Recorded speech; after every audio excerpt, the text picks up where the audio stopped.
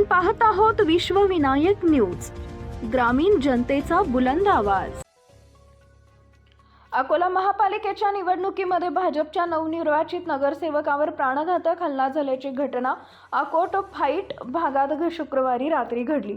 शरद श्रीराम तुरकर असं हल्ला झालेल्या नगरसेवकाचं नाव आहे। या भागात तोडफोड देखील झाली। पोलिसांनी सौम्य लाठीमार केला। या घटनेमुळे शहरात मोठी खळबळ उडाली। जखमी नगरसेवकाला रुग्णालयात दाखल करण्यात आले असून उपचार सुरू आहेत। अकोला महापालिकेच्या 20 प्रभागातील 80 जागांसाठी निवडणूक झाली। या निवडणुकीसाठी काल 55.61% मतदारांनी मतदानाचा हक्क बजावला। आज सकाळी 10 वाजल्यापासून 6 झोननिहाय मतमोजणीला सुरुवात झाली।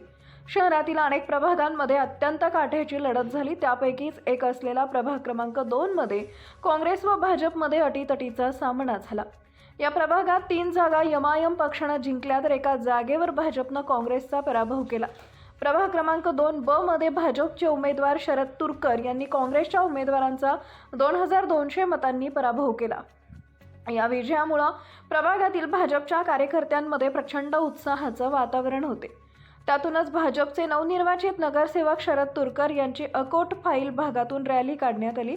त्यानंतर प्रभागात असताना नवनिर्वाचित नगरसेवक शरद तुरकर यांच्यावर अचानक हल्ला करण्यात आला।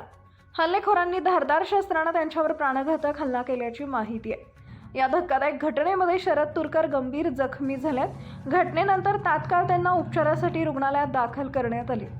त्यांची प्रकृती सध्या स्थिर असून पुढील उपचार सुरू असल्याची माहिती आहे। अकोट फाईल परिसरात मोठ्या प्रमाणात तोडफोड सुद्धा झाली। उभ्या वाहनांचं नुकसान करण्यात आलं आहे। या घटनेमुळे परिसरात तणावाचं वातावरण निर्माण झाले। या धक्कादायक घटनेची माहिती मिळताच अकोट फाईट पोलिसांनी घटनास्थळी धाव घेतली।